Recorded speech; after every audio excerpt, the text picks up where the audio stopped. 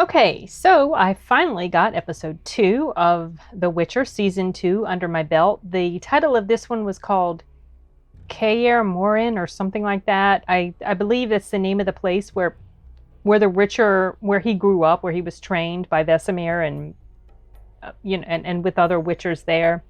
And so as far as this episode goes, I liked it, but I feel like the first one was better, honestly.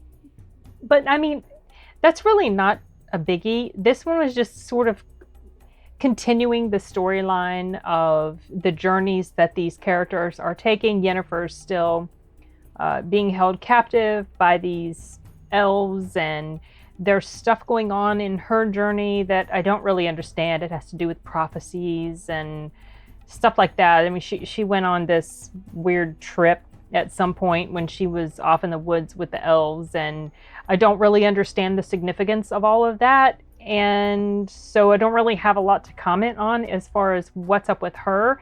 So I'm starting to get the feeling that it's probably going to be a while before Yennefer and Geralt and Ciri come together.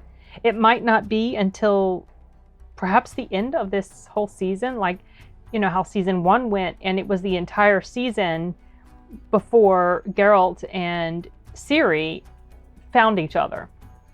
So, yeah, I have no idea. I'm just trying to guess how events are going to play out. But anyway, in this particular episode, I was struck by how I was thinking it was interesting how strongly Yennefer and Geralt seemed to be affected by each other. So in season 1, you know, they had the attraction, they'd had relations at least once that we know of, and then they went their separate ways. And it wasn't until, from what I can recall, until the first episode of this latest season that we see how deeply attached Geralt feels to Yennefer. I don't know yet if she's got the same level of emotion for him. I mean, I know in the games, like they hook up or whatever, they're together and they're kind of like mother-father sort of figures to Ciri. I'm assuming that is where this is going to lead, but that has yet to happen. Anyway, I was just noticing that this attraction or this connection that they have with each other seems to be so much more deeply embedded than it felt in season 1, even though I knew that they were at some point going to meet up in season 1. But for whatever reason, their relationship didn't play out exactly as I expected. But that doesn't mean much because there's not a whole lot about this, the storylines of their characters that I know about. So people who are fans of the books and the games, they obviously know a whole lot more about this stuff than I do. So I'm still fairly blind to it, just having only the exposure of season 1. And I started listening to the first book, but weird crap was happening with my bookmarks in the audiobook player, and it kept going all the way back to the beginning. And finally, after, making it through the book about 2 hours plus, I just got tired of having to fast forward to my place again. So at some point I'll pick back up with it, but I haven't done it now. Anyway, what else? Something else I noticed in this episode that confused me a little bit. When we saw the other Witchers, I was confused, like I said, because I thought, I guess I'm wrong, I have to be wrong about this, but I thought that all Witchers had funky eyes and white hair. And yet the only ones so far that I've seen with the prematurely gray hair is Geralt and Vesemir. And Vesemir doesn't even have funky eyes. So I don't know, is this something that they're only going to give to Geralt in this show? Because I believe someone mentioned on one of my videos about The Witcher that the stuff that they go through, that it does this stuff to their hair and it messes with their eyes, and yet Geralt's the only one who has both of those characteristics or physical qualities. So I don't know what I was missing there, but anyway. And I remember with the introduction of Vesemir that there had been talk of Mark Hamill playing the part, and of course that ended up not being the case. I don't really have strong feelings one way or the other about the actor that's playing him. I mean, he's okay. It would have been kind of cool to see Mark Hamill come into this role and actually play a badass character for well, I wouldn't say for once, but I'm just hearkening back to the way his character was treated in the lame-ass Star Wars sequels, just what they did with Luke Skywalker. I think it would have been really cool to see him come back and play somebody like this, but it didn't end up. I guess the guy will do an okay job, but whatever. There were some things that kind of confused me, but you know what? I don't want to mention it specifically because I don't want, if you haven't seen this episode, I don't want to specifically say what it was. So I feel like maybe I'll just refrain from that. It's not a biggie, and actually, upon reflection of this question that I had about something that Geralt did, I think I understand why he did it, so that's really a non-issue. But anyway, something else I noticed, a few things, something else, there's always something else I'm noticing, but I was taking notes again, like I said, because I want to remember all the things that kind of pop into my brain as I'm watching these episodes.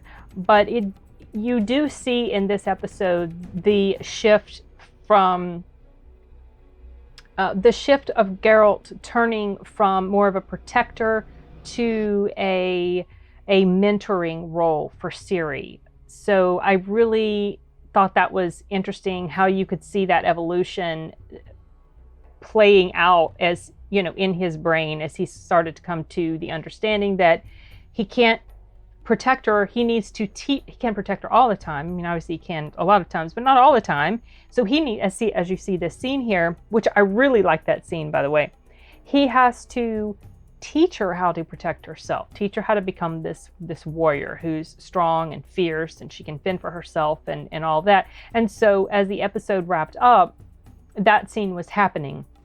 It was overlaying narration, showing scenes of Yennefer stumbling along in the forest, and it's raining, and Yennefer's having like a meltdown, and she starts to scream. And that was a moment of really good acting on the part of the actress who plays her, and I cannot remember her name, but I'm just struck again at how good of an actress this girl is, and I really appreciate what she's put into this role, because I don't know, I'm just feeling like I don't really completely understand her all the time, and yet at the same time, part of me feels like I do, and I'm feel quite sympathetic to her plight. And that scene where she's running through the forest and she's stumbling and she's falling to her knees, and then she just screams out in torment and she's crying and sobbing. I just thought that was extremely well done. And then of course they were taking that scene and mixing it up with scenes of Geralt beginning to teach Ciri how to wield a sword and fight. And that's how the episode closed out, with them doing this, you know, the sword motion. I don't even know if there's a name for what he was doing, but like it looked like this sword dance that he was doing. And I really liked the imagery of that. I thought that was really cool. Ciri in her white princessy dress, and she's got this weapon of war, you know, this weapon of violence, whether it be violence of attack or violence of defense. And he's starting to teach her how to use this. And I could tell from the trailer for this season that she was going to start to become someone who could fight, like, you know, like that. So we're starting to see that come into play. That's the scene I was telling you about. Anyway, we're starting to see that come into play, and it'll be interesting to see how the story progresses. And yeah, I liked it.